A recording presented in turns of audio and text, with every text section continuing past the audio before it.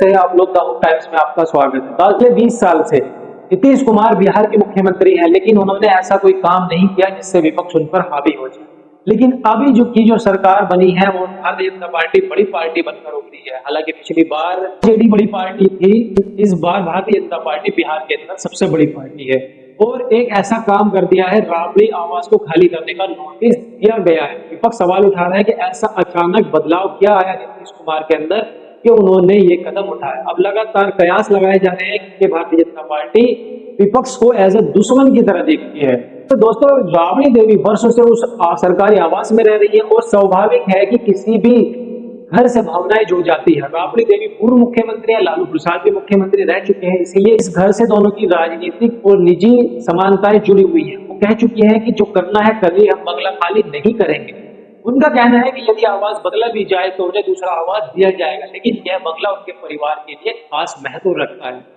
अब बड़ा सवाल है कि क्या नीतीश कुमार का राजनीतिक रुख पहले से ऐसा था? क्या वो पहले से ऐसी राजनीति करते थे? सत्ता और विपक्ष के पुराने समीकरण आज जैसे नहीं है। लगभग 2 दशक पहले तक सत्ता विपक्ष के बीच मतभेद चुनाव तक सीमित होते थे। चुनाव खत्म होने के बाद नेताओं में व्यक्तिगत संबंध बने रहते थे, लेकिन 2014 के बाद से राजनीतिक दुनिया बढ़ गई और अब कई बार सत्ता और विपक्ष को प्रतिद्वंदी नहीं बल्कि कट्टर विरोधी की तरह देखा जाने लगा। ऐसा 2014 में जब केंद्र में सरकार बनी तब से इस तरीके का माहौल बन गया। को लेकर विपक्ष पूछता है कि जब नीतीश कुमार पहले भी लंबे समय तक मुख्यमंत्री रहे तब ये नोटिस क्यों नहीं दिया गया? आखिर ऐसी स्थिति क्या बनी कि सिर्फ इस सरकार के गठन के कुछ ही दिनों के भीतर ये कार्रवाई सामने आ गई? विपक्ष का दावा है कि यह फैसला राजनीतिक दबाव में लिया गया और इसका उद्देश्य राजग को निशाना बनाना है। राबड़ी आवास का मुद्दा उठने से राजग समर्थकों में नाराजगी भी दिखाई दे रही है। सवाल उठते हैं, बीजेपी के कई नेता ऐसे हैं जिनके पास कोई पद नहीं लेकिन वो बड़ी सरकारी आवासों में रहते हैं। ऐसे में राबड़ी जो राज्य की पूर्व मुख्यमंत्री रह चुकी है, उन्हें नोटिस दिया जाना राजग समर्थकों को अखर रहा है। विपक्ष ये भी कह रहा है कि आवास विकास बीजेपी के कोटे में होने के कारण इस तरह के फैसले लिए जा रहे हैं। कुछ राजनीतिक विश्लेषकों का मानना है कि नीतीश कुमार व्यक्तिगत रूप से ऐसी नीति नहीं अपना सकते, लेकिन गठबंधन में बीजेपी की संख्या अधिक होने और महत्वपूर्ण विभागों के पास होने के चलते दबाव की राजनीति दिख रही है।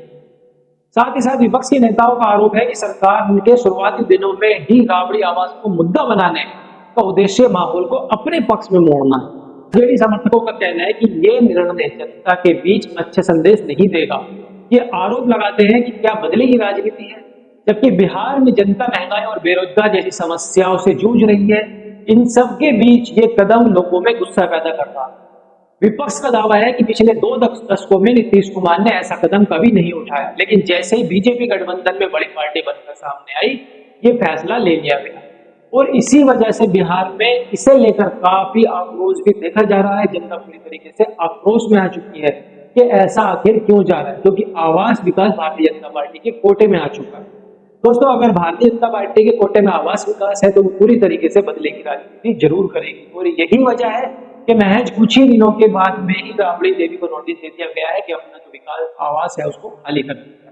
दोस्तों, फिलहाल इस खबर में इतना ही। आपकी क्या राय है? क्या ये बीजेपी सही कर रही है या नहीं? जो भी राय हो कमेंट करके बताइए। वीडियो कैसी लगी वीडियो को लाइक कीजिए, चैनल को सब्सक्राइब कीजिए। तब तक मिलता हूँ अनदर वीडियो में। जय हिंद।